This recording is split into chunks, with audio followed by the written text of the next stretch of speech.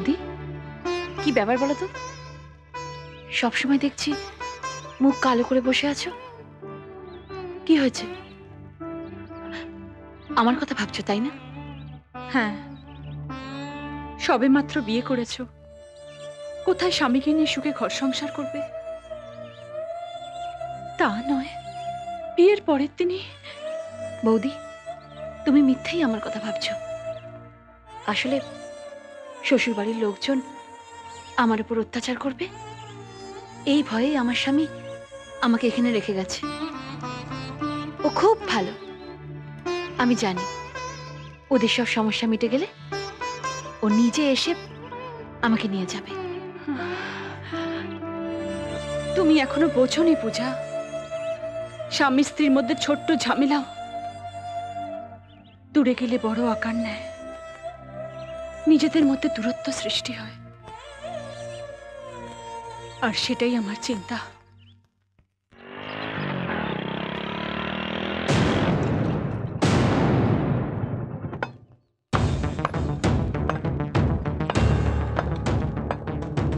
এগুলো নিয়ে যা। হ্যাঁ, ওদিকে রাখ, এগুলো সব করে নিয়ে যাবি, আর এক এক করে নে না। এই, নে নে নে। তোর বউ রোজ কাজে যায় আর তুই কাজে ফাঁকি দিয়ে ওর পয়সায় মদ খাস। তোর বউ রোজ আমার কাছে এসে কান্নাকাটি করে। তুই কি পুরুষ মানুষ? আমি না পুরুষ মানুষ নই, কিন্তু আপনি কি? হ্যাঁ, এই, কি বলতে চাস তুই? আমার বউ সে নয় আপনার কাছে গিয়ে কান্নাকাটি করে, কিন্তু আপনার বউ সে কার কাছে গিয়ে কান্নাকাটি করে? এই, টেনে তোর জিভ ছিঁড়ে ফেলে দেবো একদম। এই, তোর এত বড় সাহস, মেরে তোর মুখ ভেঙে দেবো। ওকে মারছেন কেন? ও তো অন্যায় কিছু বলেনি। আজকে ওকে মেরে ওর মুখ আটকাতে পারবেন, কিন্তু কাল যখন সবাই একসাথে বলবে তখন কি করবেন? তুমি কি বলতে চাইছো? কি বলতে চাইছি বুঝতে পারছেন না? আপনার বউ আপনার বাড়িতে একদিন থেকে চলে গেছে। কেন চলে গেছে কোনোদিন খবর নিয়েছেন? হ্যাঁ, সে কি করছে, কেমন আছে, কিভাবে আছে? হ্যাঁ, নিজের স্ত্রীর খবর রাখতে পারেন না, অন্যের সংসার নিয়ে মাথা ঘামাতে এসছেন। হ্যাঁ, নিশ্চয়ই আপনার কোনো গন্ডগোল আছে, সেই জন্য আপনার বউ আপনাকে ছেড়ে চলে গেছে। হ্যাঁ, কথা বলতে এসছে বড় লোক। হ্যাঁ, বড় বড় বড় বড় কথা। হ্যাঁ, হ্যাঁ, হাই রাম, ছি ছি ছি ছি ছি, এসব কি বলছে গ্রামের লোক? মুখে একেবারে চুনকালি মাখিয়ে দিল। তখনই জানতাম এই রকম কিছু একটা হবে। ওই রকম একটা মেয়ের সাথে বিয়ে হলো। দাদা, ওদের কথা তুই কান্দিস না। যারা বাজে লোক তারাই এসব বলে। তুই দেখিস সব ঠিক হয়ে যাবে।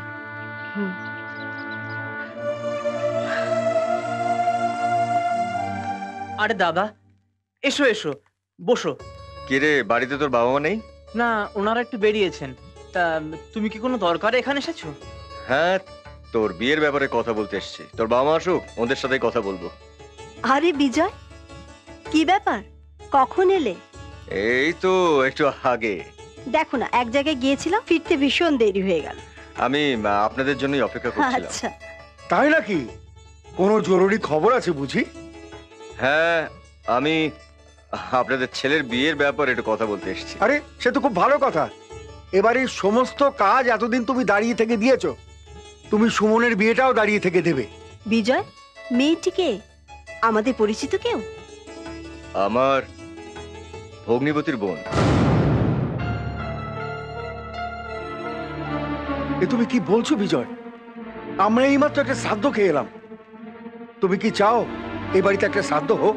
কেন এই কথা বলছেন কেন? তুমি তো জানোই ওই মেয়েটা অপয়া, অলক্ষী। বিয়ে করতে গিয়ে অমন সুন্দর ছেলের অপঘাতে মৃত্যু হলো। তুমি কি চাও আমাদের সুমনেরও ওকে বিয়ে করতে গিয়ে ওইভাবে অপঘাতে মৃত্যু হোক?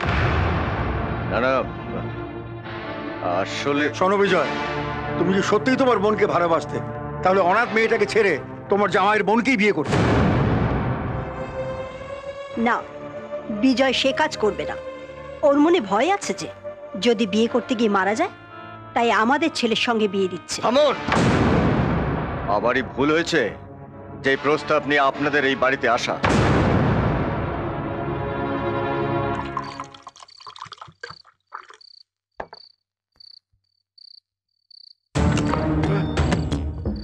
সারা গায়ের লোকের সামনে মেরে তোর মুখে চুন কালি মাখিয়ে দিল, আর তুই বসে বসে মাল খাচ্ছিস। এত বড় অপমান গায়ের কেউ কোনোদিন করতে সাহস পায়নি। আমার মাথায় আগুন জ্বলছে।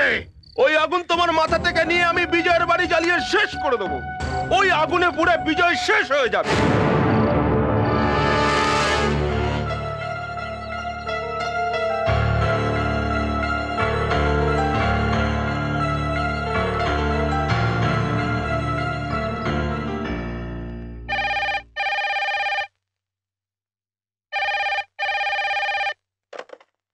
হ্যালো, পূজা আমাদের গ্রামের মেয়ে, আমাদের নেতা বিজয়ের বোন। এক রাত্রের জন্য বাড়িতে রেখে ওকে তাড়িয়ে দিলি, তোদের রাইস মিল আজকে উড়িয়ে দেবো, বুঝলি?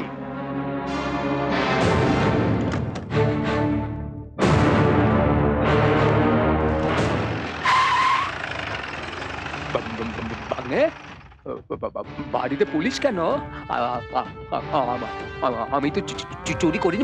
মামা থামো।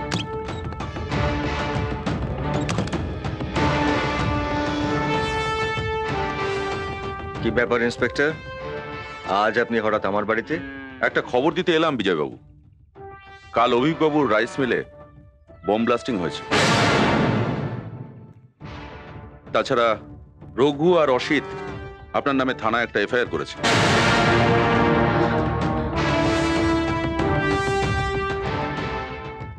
আপনি নাকি ওদের প্রাণে মারার হুমকি দিয়েছেন। মিথ্যে কথা, মিথ্যে কথা বলেছে ওরা। তবে আজ আমি ওদেরকে সত্যি সত্যি মারবো। না না বিজয়বাবু, আপনি এই অঞ্চলের একজন রেসপেক্টেড পার্সন। আপনি আইন নিজের হাতে তুলে নেবেন না দয়া করে। আমি শুধু আপনাকে সাবধান করতে এসেছিলাম। আজ চলি, নমস্কার।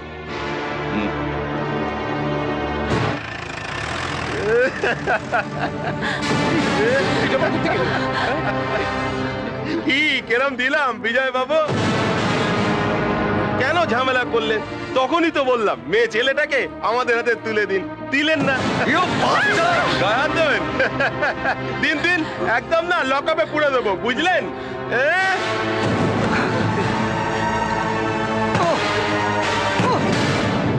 তোমরা যে যাই খুশি বলো, আমি বিশ্বাস করি না যে বোম বাস্টের সঙ্গে বিজয়ের কোনো সম্পর্ক আছে। তোমরা মিথ্যে কথা বলছো। ঠিক আছে, আমাদের কথা তোমায় বিশ্বাস করতে হবে না। আমরা না হয় মিথ্যে বলছি, কিন্তু কিন্তু মা মা তো আর মিথ্যে বলবে না। সেদিন বিজয়কে ওখানে দেখা গিয়েছিল, তুমি তোমার মাকে জিজ্ঞেস করো না। কি মা, আপনি বলুন না।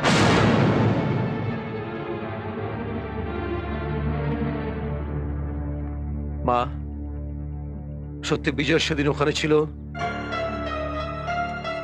চুপ করে থেকো না মা, বলো।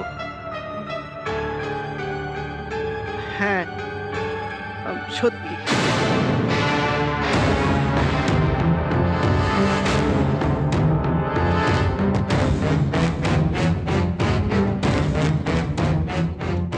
হঠাৎ জামাই তোর সঙ্গে দেখা করতে চাইলো, কি ব্যাপার বলতো? আমিও তো তাই ভাবছি, কি এমন জরুরি দরকার পড়লো যে আমাকে ডেকে পাঠিয়েছে।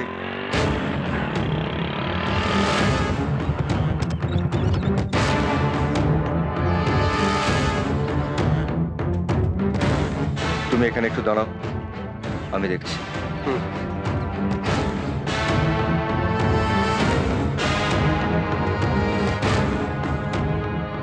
আমায় ডেকে পাঠিয়েছো জামাই? আমাকে জামাই বলে ডাকবেন না, আপনাদের সঙ্গে কোনো সম্পর্ক নেই। আপনার বোনকে বাড়িতে নিয়ে নি বলে এইভাবে প্রতিশোধ দিলেন, এইভাবে পেছন থেকে ছুরি মারলেন। পেছন থেকে ছুরি? কি বলছো জামাই, আমি কিছু বুঝতে পারছি না। বুঝতে পারছেন না নাকি না বোঝার ভান করছেন? এতদিন আপনাকে ভুল বুঝেছিলাম, এখন বুঝতে পারছি আপনি কেমন মানুষ। ও, তুমি বোম ব্লাস্টিং এর কথা বলছো? শোনো জামাই, আমাদের মধ্যে ঝামেলা বাড়াবার জন্য এই গ্রামের কিছু শয়তান মানুষ এই ঘটনাটা ঘটিয়েছে। আর সেটা বলতেই আমি তোমার কাছে যাচ্ছিলাম। চুপ করুন। ভুল করলে সেটা স্বীকার করে নেওয়াটাই প্রকৃত মানুষের কাজ, আর আপনি সেটা না করে একটা মিথ্যে গল্প বানাচ্ছেন। বিশ্বাস করো, ভুল আমি করিনি, তাই স্বীকার করার প্রশ্নই ওঠে না। বম ব্লাস্টিংয়ের দিন আপনি গ্রামে আসেননি? কি হলো, চুপ করে আছেন কেন? বলুন, আসেননি? হ্যাঁ, এসেছিলাম আমি আমার একটা নিজের কাছে। কি কাজে এসেছিলেন বলুন? স্পিক আউট, স্পিক আউট, বলুন, বলুন।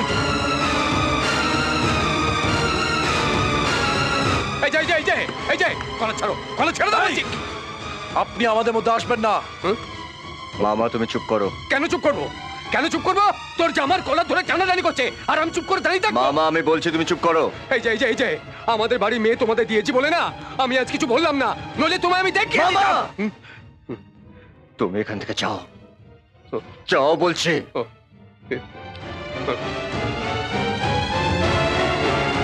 কলার থেকে হাতটা নামাও।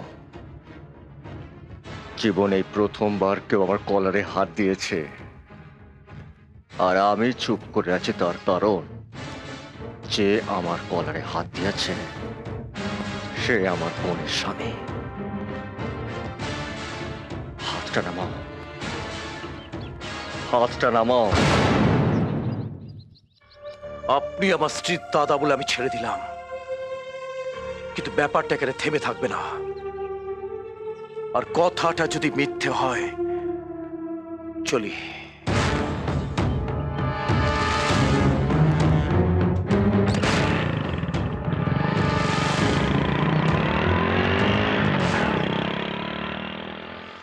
মানে আমি অবাক হয়ে যাই, তুই এসব সহ্য করিস কি করে? এত বড় একটা অপমান। অনেক সময় অনেক কিছু মুখ বুজে সহ্য করতে হয় মামা। আবার ভগ্নিপতি আমাকে অপমান করেছে, সেটা আমি দুঃস্বপ্ন ভেবে ভুলে যাব। চলো। এমন আরো অনেক ভিডিও দেখতে এই চ্যানেলটি সাবস্ক্রাইব করে নিন এবং পাশের বেল আইকনটি প্রেস করে দিন।